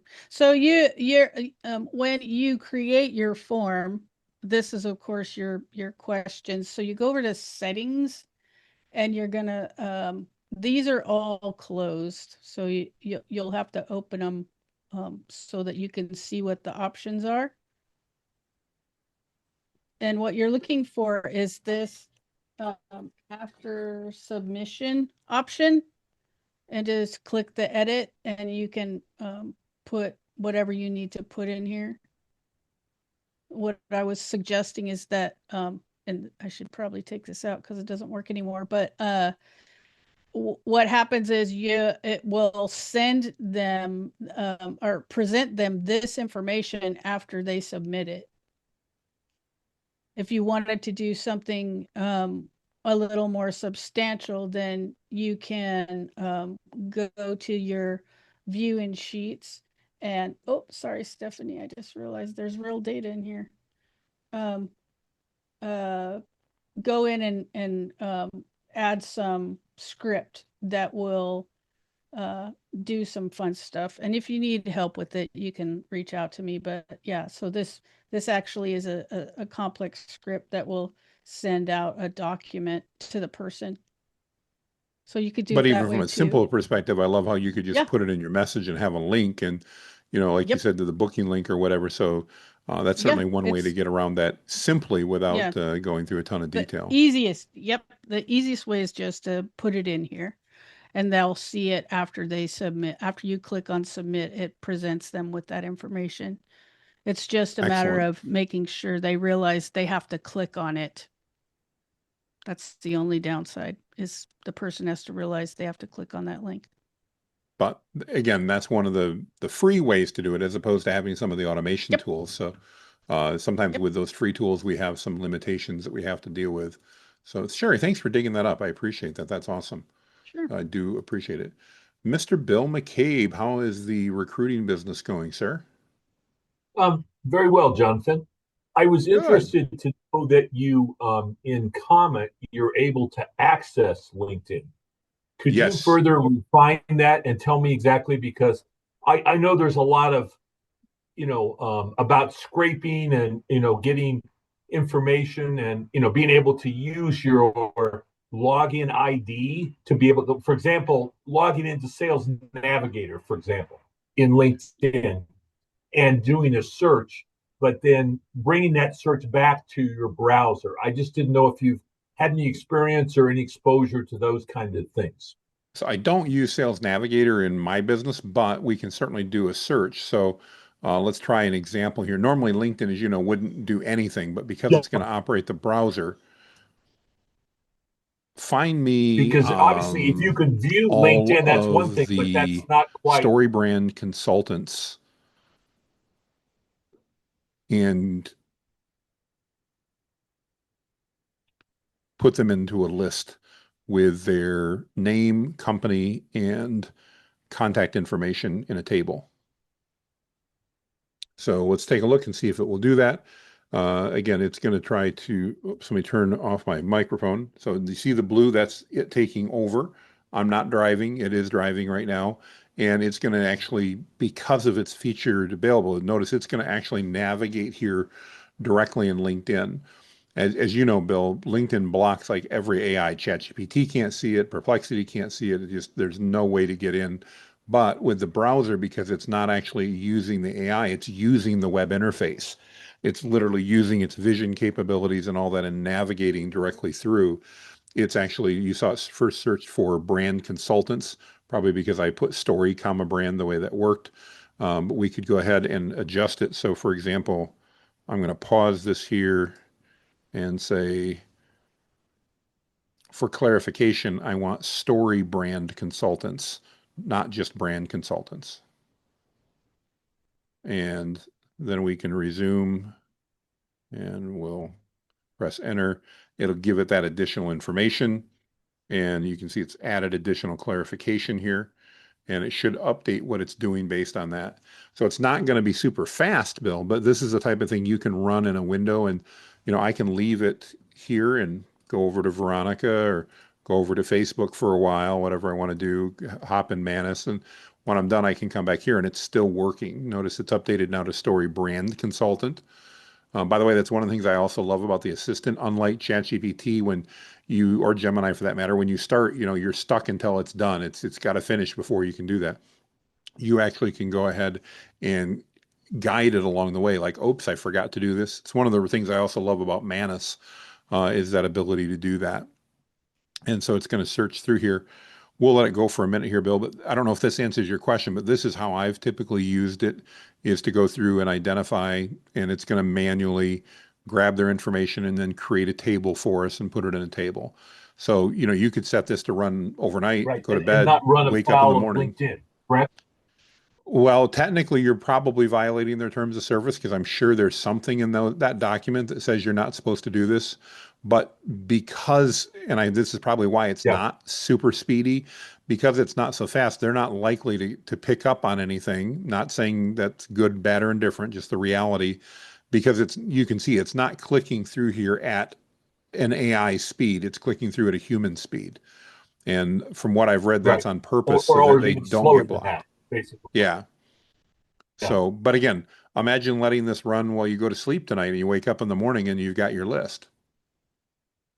I've got a list of 40 people that I could call. Yeah, exactly. Yeah, exactly. So that's one of the things that, I think the assistant really provides a lot of value in, is the ability to do that type of information and to pull that in. So again, lots of different ways to do it, but I'm guessing based on what it's grabbing here, it's going to go grab either profile information or website information. We'll have to see when it's done, and put that into a table for us. But again, this is something that your average AI deep research or other tools simply won't be able to do. Here we go. It's not finished, but it's given us at least a start, and you can see the way it pulls it in. So I actually know Rob, and there's his email, and there's his website, Yeah. his phone number. And obviously, you're probably connected to Rob, so he's a first level connection. So it'll I give you more am. information than the next two people, correct? Yeah, and I So know who Rebecca is, but we're not connected because I just saw her profile come up, and I don't know good. Kurt. But again, so yeah, good information. Notice that's interesting though, because I know Rob and we're connected, I get more of his information as a result of Well, that. yeah, you're first level connection, so you get whatever information he shares publicly, basically. Right, exactly. So yeah, I don't know if that answers your question, but that's just an example of how we can do that. As you know, that's something that you just can't do with most AI models because LinkedIn's kind of put a huge barrier up to that. Yeah. Because So I've good done a few question. with some of the other models, and I get a message from LinkedIn that says, I'm a bad boy and watch out. So, Yeah, I have not run into that. Now, I've not used it extensively. I do yeah, use it quite a bit to help me with Facebook stuff, though, and Facebook hates everybody else's AI, and I've not had any issues. So, yep. again, I'm not Haven't using done doing much anything with I Facebook. should I do, but try that. yeah, So, all right. awesome. Thank you, Thank you, sir. sir. Okay. Absolutely. Marcy, you're up next. What's on your mind? Hey, Jonathan, can you hear me okay? I can, loud and clear. Awesome. Well, first off, great to meet you. This is the first time I get to chat to you. Well, And thank yay, you so welcome. much. Absolutely. I've I've been in several of your trainings, and I gotta say, the first training I came on, I was like, man, is this guy a celebrity or something? Like everyone's all like, he's amazing. Thank you so much, Nope. Jonathan. And now I get it. Now I understand. I'm So just it's me, but yeah. thank you. I appreciate the compliment. Awesome. So in regards to Comet Browser and doing like the search of what you just talked Hmm. about, I've been trying to use it for like I'm in so many school groups and it's really hard for me to keep up with them. And some of Oh, them I are paid. agree I'm with like, there. oh, like I've got to try to like find posts or summarize things. And so I started using Comet for that. But have you run into any problems with pagination? It keeps trying to tell me that like it'll do what I ask, but only on whatever number page it is that I'm at. And I've asked it like, Yes. well, can you go to the next page? Can you search the whole thing? And it's been giving me trouble. Whereas I know Facebook kind of has that whole infinite scroll, but sometimes it just seems like it doesn't and I don't know what the developer's term for it is, but where it, it loads more things Yeah. the way So as you're scrolling or you click something, and Comet's not doing that for me. I've run into that Have you problem run on into that? Facebook. So Facebook has kind of an infinite scroll, but you have to scroll and then scroll and then scroll. The solution that I found to it on Facebook was that before I turn um, comment on, and I actually go and I scroll through everything. In other words, I'll scroll all the way down the page. So let me give you an example here of what makes sense. It kind of loads as we go along here. So if I go into Facebook here and let's go into AI prompts for entrepreneurs and I go to the members page here, we've got 450,000 members. They do not all show up on one screen, but well, here's a good example. I'll go to here, the member requests. There's 55 members. Right now, as I sit here and I let this load, it's not loading all 55. It's loading about 10. So I can scroll to the bottom and you'll see, now see it's catching up and it's going to load more. And then Yeah. as I scroll down, it's going to load more. And if I scroll down, it's going to load more. I have to scroll down to the bottom of the page and then turn on. So now I'm at the bottom of the page. Now I could go into the assistant and I could ask it something like, please take a look at all of these member requests and put any email addresses provided in their response into a table for me. So this is something that we've asked people, if you want, give us your email address. Not everybody does. But so it went through and there it is. So those are the email addresses out of those 55 people. If I didn't scroll to the bottom of the page like that, it wouldn't do that. If that makes sense, it would Gotcha. stop and I wouldn't Okay. be able to go through that. And I've tried various ways. The only way I could do that was doing it this way. And again, in that fashion, it's kind of helpful. It's still helpful because that was a whole lot easier to get these email addresses than it would have been for me to go through and go, okay, hey, look, look, look. Oh, there's one. Copy paste much, much faster. But that's the only way I've found a way to get around that type of scenario. Okay. So just to load as much data as you can manually by clicking or scrolling and then just have Comic look through it. Yeah, for whatever reason, I don't know if it's a browser navigation thing or the way the technology works, but I've not ever been able to get it to go like to the bottom of the page and then wait to load more. It's Mm-hmm. almost like it takes a snapshot of the page, and that may be exactly what it's doing. I don't know. It may just take a snapshot of that page and then it uses that. So if I haven't got the whole page, it's only going to get the part that's loaded into the page itself. Gotcha. Yeah, Okay. good Thanks so much. question. Absolutely. Boris, good to see you again, sir. Welcome back. What can we do for you tonight? Hi, Jonathan. Hi, everyone. I would like to create a custom gem for a note taker for a German dialect, Bavarian. Okay. Do you have any idea? I have some PDF files like dictionaries, like morphosyntactics rules, and Yep. such things. Do you have any idea what could be the best? Because it is audio. It is important to take the audio or the note taker for the meetings, and then to transcribe it in dialect. It is In the right common dialect. Okay. for German, for English, but not for dialects. So do you have any idea what is the best approach for this? That's a great question. I don't know off the top of my head. I've never done one with dialects like that, but let's take a quick look here a minute and let's see if we can find out and ask Perplexity if it can help us out with it. I'm actually going to do a deep research on this one, Boris, because it's going to take 3 to 5 minutes, but we'll probably get better answers. So you said you want to, just make sure I understand, we want to take an audio file from a meeting. We want it to transcribe it, and then we want it to make sure that it's transcribed into the German, and then you said a specific dialect. What was that dialect again? Bayerisch. Okay. So is there a way that I can have Google Gemini take an MP3 file and transcribe it into the Bavarian dialect of German? Let's see what it tells us here. We'll take a look. I see Tina asked a question about I'm planning on doing a course on high level. She has a sub account through FormWise and was wondering if I could do a full 3-day course on it. I'd be happy to talk about it, Tina. There's to cover it, it would take us, my goodness, a month. There's so much to do in there. It would be really a matter of what you wanted to cover. If you could give me some more information, though, I'd definitely be curious to know what you're thinking and what type of training you'd like. I've been using high level now for about 5 years, and I do like it and know a lot about it. But like I said, to cover it, I mean, it could take me a month. There's so many options in there. If you've got specific things that if you could let me know, that would be super helpful. All right, so let's see what we've got here, Boris. It says that yes, Google can transcribe the MP3 file, but there are important limitations when it comes to accurately transcribing into the Bavarian dialect, and what Gemini can do. It supports the transcription of the MP3. That's great.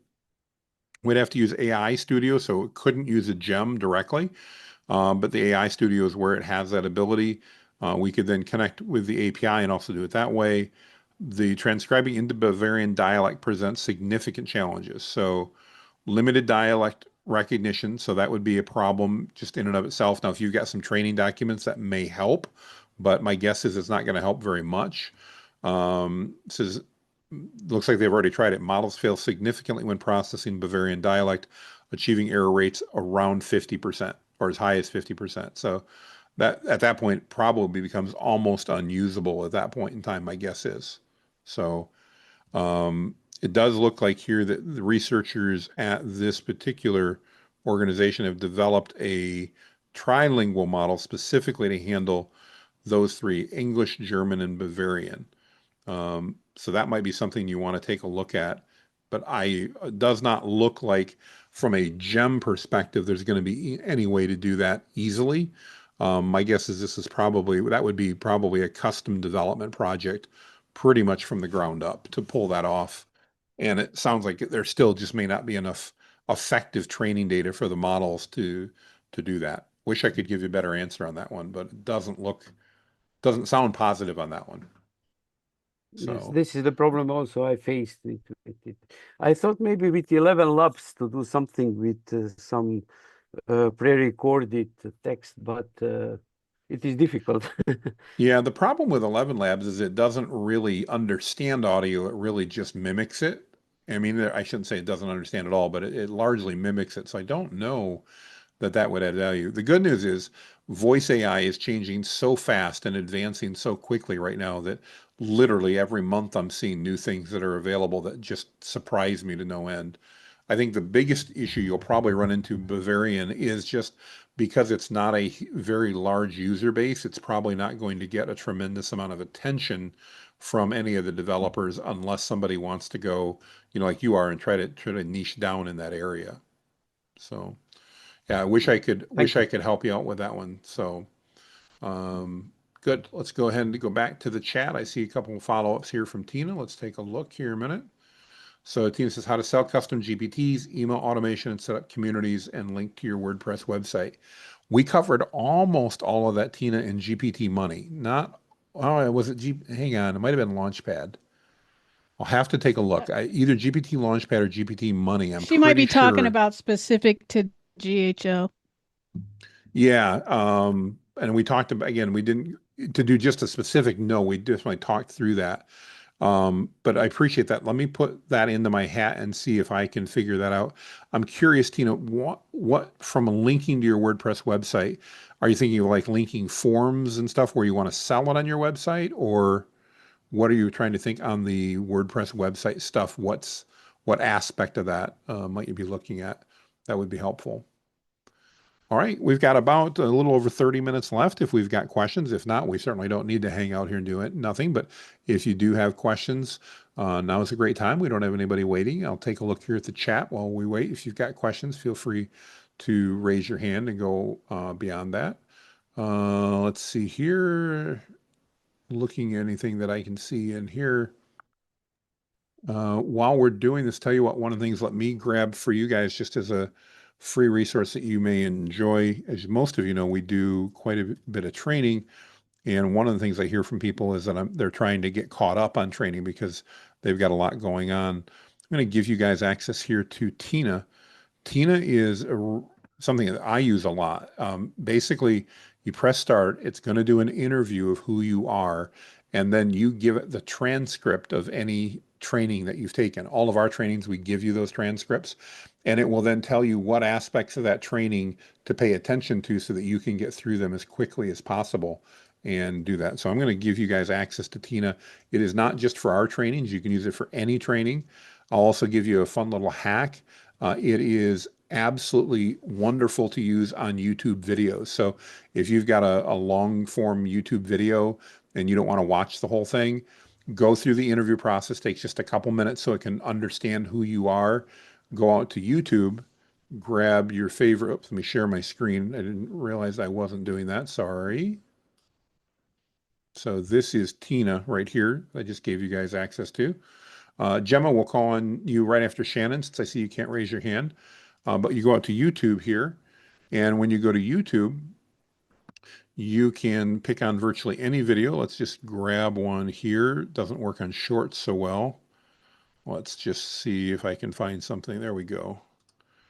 Trying something that wasn't music. I listen to a lot of music.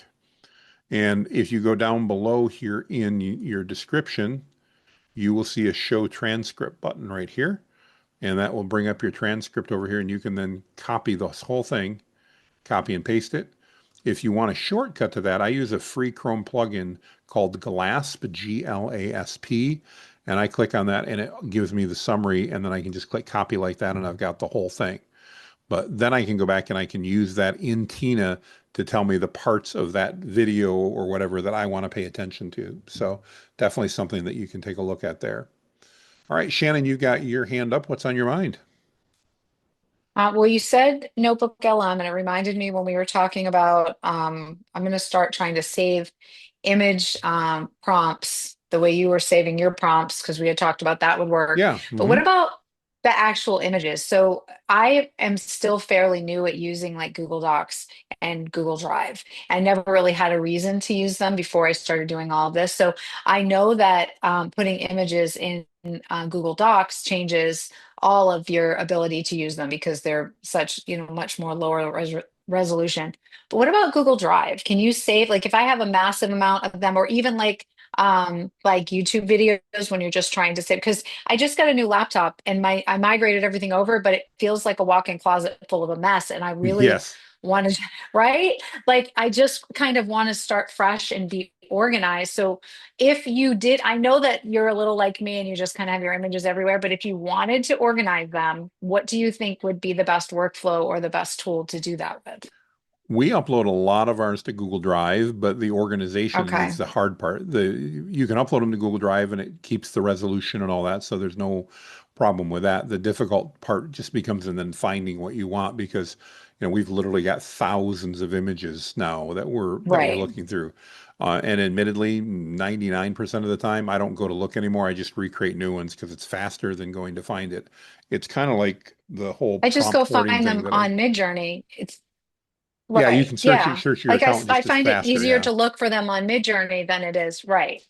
Yeah. I exactly. just wonder because people ask me, and like I don't know a better way to store them than to just let them all sit around on my MacBook and hope I can search for them later. I mean, there are ways to do it. I haven't done it recently, but I used to take a lot of pictures and I used Lightroom a lot from Adobe to do that. And you can add tags to them and you can do all that. The part I always struggled with, and keep in mind I have ADHD, is that it was so much work to get them organized that it wasn't worth the few times I really needed to find a particular photo. In other words, when I needed to Yeah. find a particular photo, I used Google Photos a lot, and I still do. And the nice thing about Google Photos, if you have people in it, it will identify faces.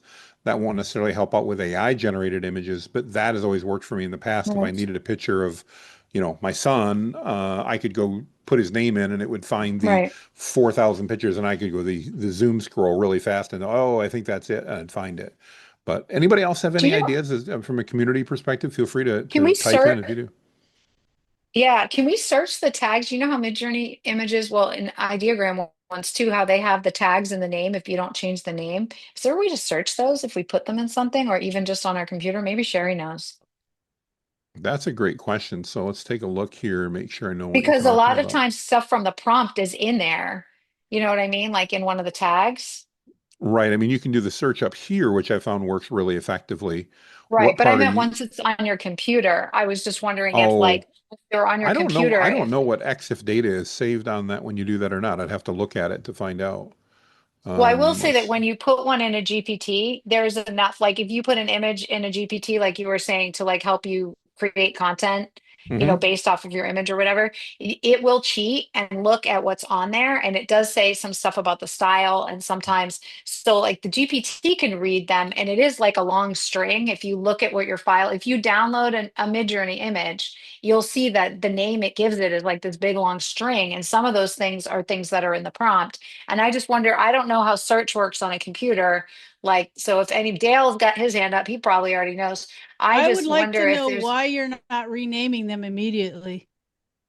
because I make the bazillion and thousands of Why are images you and I I keep saving a naming all the bazillion things. thousand, right?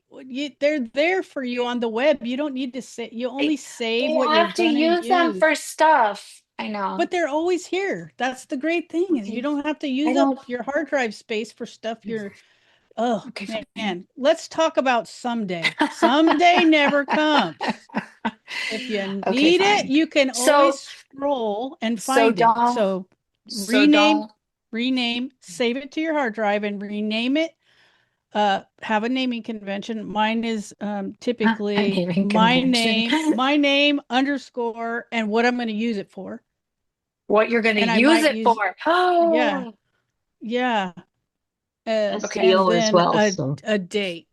And then a date. If I have multiples, then I will do underscore one, underscore two. Mm-hmm. So yeah, get first thing is like most things, get your naming convention square and it's a lot easier. Oh, see, I thought we were having a party where we were all going to name my images for me, like a naming convention. That sounds like a party. Not a, well, all I can say is if you do that, there better be bourbon, and after a few images, they won't make much sense anymore at that point. well, maybe that's what we'll do in Dallas. We'll name all of the images on my hard drive, and I'll come back and Clay will have named them all. Vote for Clay. I was going to say, It'll be yeah, we'll let perfect. Clay do that. I don't think there's Yeah. anything easy to what you're looking for. Yeah, Okay. it's taking a look here at the file name, but there's no EXIF data as they call it. It's normally on photographs or anything like that. So Yeah. unfortunately, can't All help right, you out. fine. Well, Yeah, then I'm just sorry. gonna leave it messy. It's fine. Or I'll have a naming convention. I'm all for messy organization. Yeah, it's easy and fast. Yes. Yep, Awesome. for sure. Thanks, Shannon. I appreciate it. All right, Gemma, you are up next. I saw you were trying to raise your hand. What's on your mind? it kind of goes back to the last challenge we did with the money, Uh-huh. GPT money one.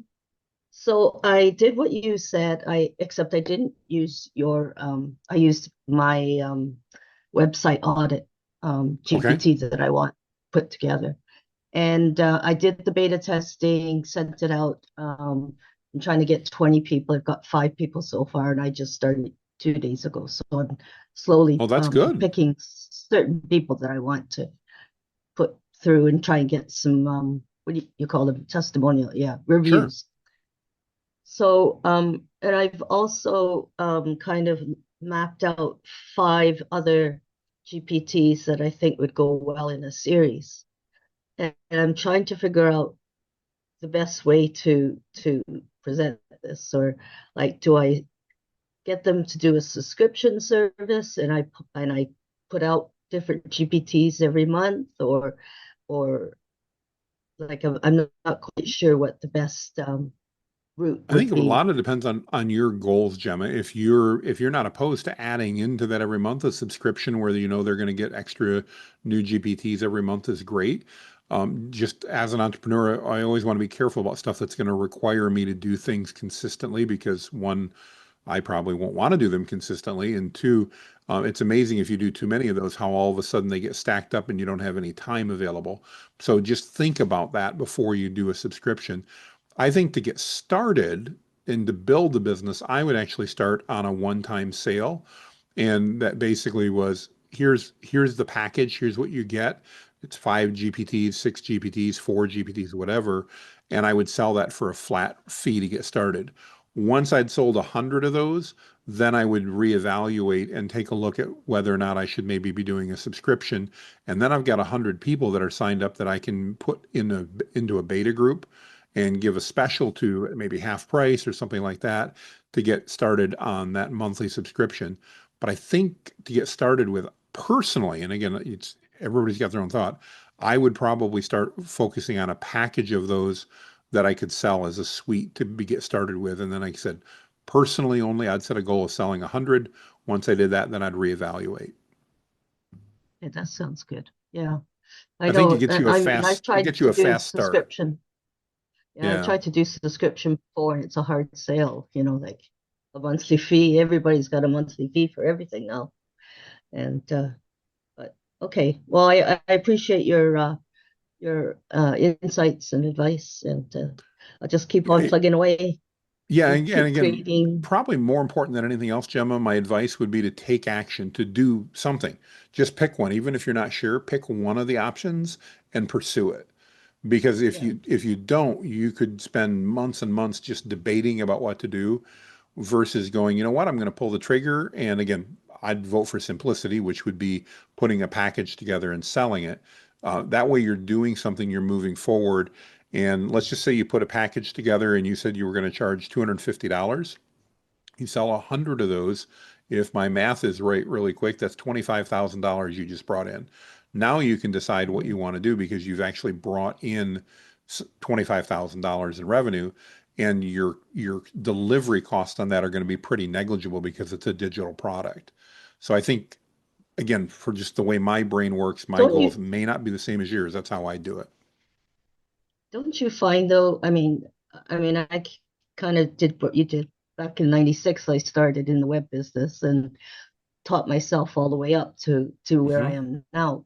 So I'm kind of at the end, closer to the retirement side. So I'm trying to find, a product that I could just, create, because I really enjoy this. I love the what you can do with AI, and I'm really positive that it will help a lot of my clients. The thing is, I'm one. Oh, I kind of lost my thought there. Um, I guess, yeah, I guess, oh yeah, that I know what I was gonna say. A lot of this stuff, I think, where I could also get some more relationship building is that we have to explain a lot of what comes out of these AIs too, right? Hmm. The results of the. So I Yeah, think that in itself. Go ahead. well, I was going to say, but remember, you can do a lot of that through like a training video. So you could do a Loom video or something like that, showing people how to walk through that, so that you only have to create that training video once or twice, and then you can send it to all 100 people that sign up. Yeah, the other thing is, if they're not understanding what it's doing beyond that video, then there's probably additional things that you need to be doing in the GPT to help it make more sense, or additional explanation that you need to have it give. Maybe create a user guide to go along with it, things like that. One of the things that you can do really well is you can go into ChatGPT and go to that GPT and have it create a step-by-step user's guide on how to utilize it, explaining what it does and some sample use cases. And it'll create about a 5-page document for you that you could then include along with that, or as part of your sales material, to get people to purchase that, to Oh, give them an okay. idea of what they could expect. That's something you might want to consider as Yeah. well, just to I put did that give a I together. did give a I did give a bonus write up about Oh, it too. excellent. So yeah, I think we're on the same thought. Thank you. Yeah, again, Thank it's you. just it's a personal preference, but my personal preference is, again, to do something quickly. I really believe that when it comes to business success, success loves speed. And that means sometimes we're going to make mistakes, but more often than not, we're actually going to do something as opposed to waiting and not getting stuff done. So I'm a big proponent of, kind of building the plane as it's taking off, so to speak. But yeah, I'd love to keep me informed. Let me know how you're going with that, Gemma. I'd love to keep in the loop. Stephanie, you're next. Yeah, What's on your mind? great. Thank you. You're most welcome. Hi again. Hello. I I had to step away from the call for a little bit, and I was wondering if Sherry found any more information about how to use a Google form as a She actually CRM. Yeah. Or if I should use Perplexity to step me through it. Probably both. So Sherry did. It was about 10 minutes ago when we Well, walked through it. Go ahead, yeah, Sherry. Stephanie, I'm pretty sure you were in that training, right? You were in the lead to call training. In which training? The training that I gave for lead to call. I There's was, but yeah. I was sick at the time, and I didn't retain all of it. Okay, so what I'll do for you, because you're a client of mine, is I'll reach out to you in the group, and then I'll connect with you, and we can figure out how to get you squared away. Oh, thank you, Sherry. Sure, You're the best. you bet. No problem. Thank you, Sorry, Sherry, and Jonathan. thanks for asking back on that, Stephanie. That's amazing. All right, Dale, you're up next. What's on your mind, sir? All right, I've done some searching for Shannon, and but I know do you where have a she's at. I can Windows see or her. a She's in Mac? the upper right-hand corner of my screen. I'm Are you on sorry, a I'm just giving Windows you. or a Mac? I'm on a Mac. Okay. There are certain properties that you can search for. Use the spotlight search and add filters like kind colon PDF. Okay. And I'm gonna need my notebook. so you can also, I did this I did the search and let me see. I got a list. Oh, you can do kind, you can do name, date created, modified, tags, comments, dimensions. Dimensions would be awesome because then you could find out if you're looking for a square image or Mm-hmm. landscape or portrait and stuff. Color profile, DPI, camera specific, and title, subject, authors, copyright, different things like that. And where are you seeing that in your, not that we need to take over Jonathan's training for my one little issue, but where are you seeing that search in the regular search bar? I will share this with you. I'll just Please share it do. with the group. Share it with everybody. We all want to Please find our do. stuff. There I you don't know. I go. want somebody else to find my stuff. Thank I you. don't want to find it. That seems like too Uh, much work. I know. So the other thing is, I deal with a lot of images. I deal with because I do websites. Oh, yeah. Right. And so what I do is I worry mostly about the folders and making sure that I have the structure lined up. So like I have a folder for each website that I've ever done. It's like over 1,000. And Oh, I have wow. all the images and everything in each folder. So you Now, I set things still, up ahead of time the right way, is what you're trying to tell us.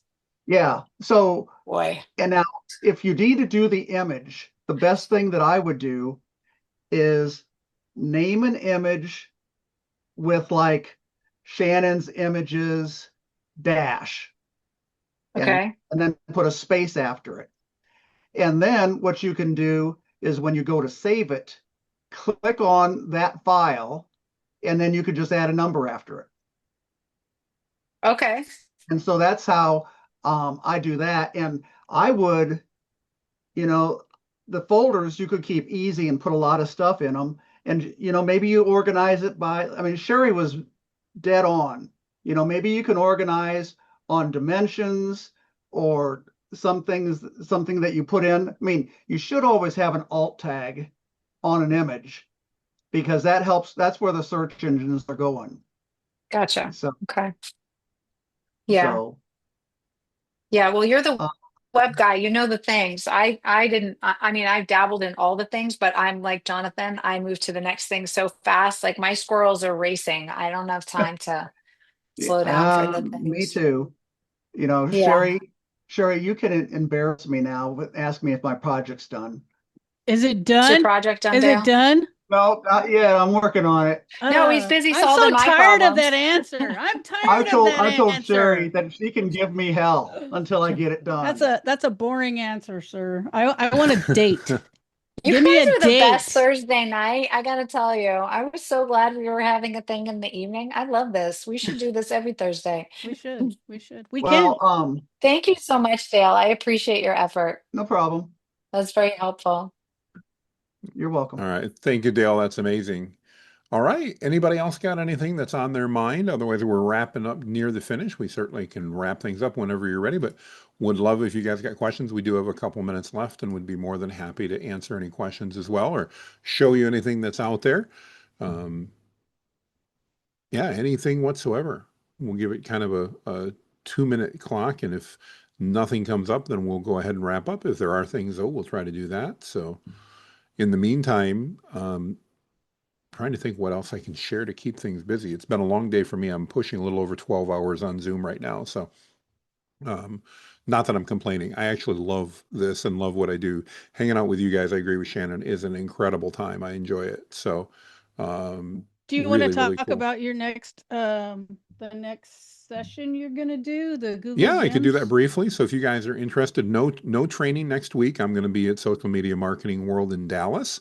If you guys are not going to be there and you want, I think I know where Mark Tomey's doing a dinner. I think we've actually got one seat left. I'm not sure. He may have sold out, but that's there. And we're going to be there next week. The following week, we're doing one all about Google Gems. So Google Gems came out with some major announcements last week, is sharing and other things like that.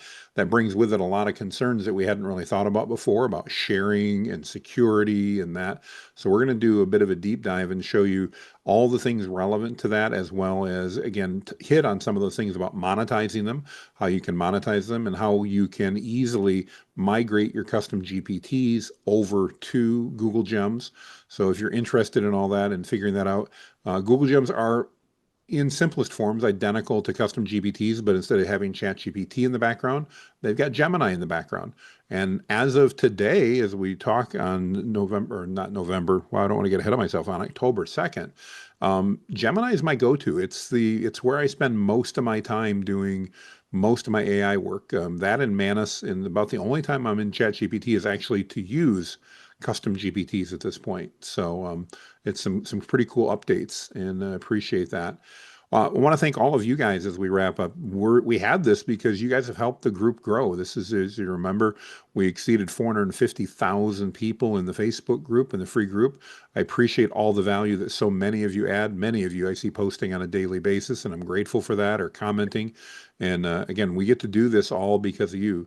This all started one Saturday morning when Jonathan woke up and his wife Beth didn't have a honey to-do list. And I thought, it'd be fun to start a Facebook group about AI. And what do you know, a little over 2 years later, here we are. So it's been a fun journey, and I'm so thankful that you guys have been able to join us with that. I love your feedback, love everything about it, and appreciate your community and just sharing, Dale coming up and finding solutions and all that. Many of you have. I really do appreciate that. You guys have an amazing evening. I'm going to wrap Do, up and go make some dinner. Yeah, go ahead, Sherry. I was just gonna say, do you want to do testimonials for this one? Yeah, if you guys would be willing to, thank you. I am always hesitant to ask that. So, Sherry, you want to do me a favor? You want to ask And for me?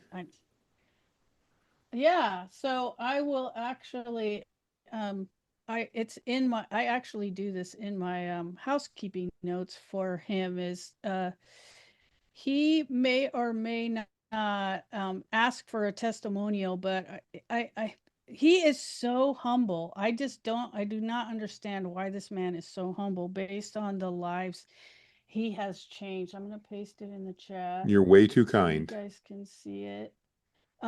Well, it isn't just my life you changed. There's a lot of us that follow you and have been in every training, every express training, every ask me anything, all of the things, all the in fact, your last name is Mast.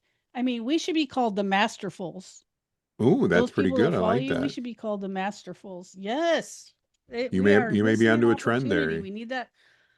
We need a shirt. But so I posted in the chat, and if you want to put your little bumper music on for 5 minutes to give people a chance Yeah, I can to do that. post their testimonials. But yeah, I if you I mean, I've seen a lot of thank you Jonathans in here, and people may have jumped, but if you want to just give them 5 minutes and walk away, people can add to the chat. Well, and I will Thank tell you you. guys, even if it's not for me, my team does love them. We share all those with our team. I couldn't do this without my team. Sherry's obviously one of those people that helps us out, but we've got just an amazing team of people that keep this all functioning. And literally, it could not do it without their help. There's just no way to bring that out there. So I'll go ahead. I'll do that. If you guys would take a moment and just put any thoughts you have. If you don't have any positive thoughts, I also, believe it or not, want to hear the negatives too. So if there's suggestions or things like that, I would love that. Yes, just urges, we do retain all the previous testimonials as well, but new ones are good too. We don't mind that. So thank you guys. Sorry, okay, I'm not good at the self-promotion, but once in a while I sneak something in. So guys, have a great time. I'm going to leave the bumper music running for about 3-4 minutes here. I thank you in advance for your tremendous support. You guys are an incredible community, and I really do just adore hanging out with you. So thanks, everybody. I'm going to turn the video off, and we'll play this on the way out. We'll shut the meeting down in about 3 minutes.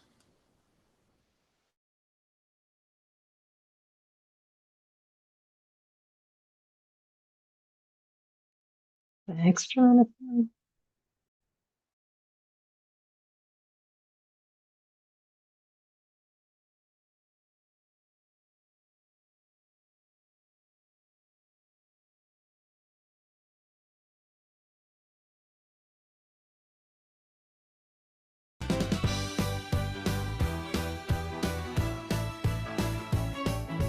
Chasing the hours, a tangled design. The bottom line's fading, you're falling behind. Stuck on the treadmill, just going nowhere. With too much to build and no time to spare. And your whole vision is coming in view. We prompted the future and made it all new. The right prompt delivered to save you the day. More profit, more value. The smarter AI way.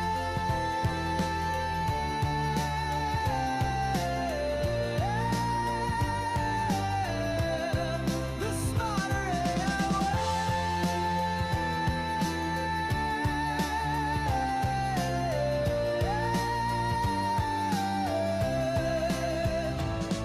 Your team is united, the workflow's a breeze, unlocking new markets with focus and ease. That time that was wasted is fuel in the tank for growth you can measure and put in the bank. They'll sell you complex, the code and the maze. We find the clear pathway through digital haze. It's more than just software, it's strategies on. We give you the leverage to pull you apart. And your whole vision is coming in view. We prompted the future and made it all new. The right prompt delivered to save you the day. More profit, more value. The smarter AI way.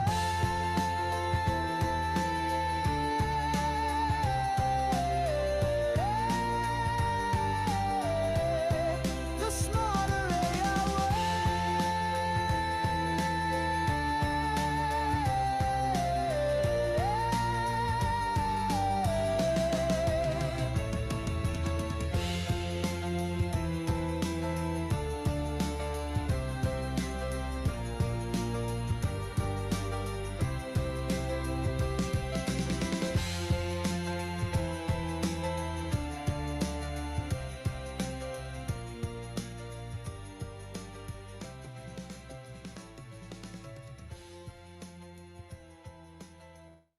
Blast off. I'm out of here.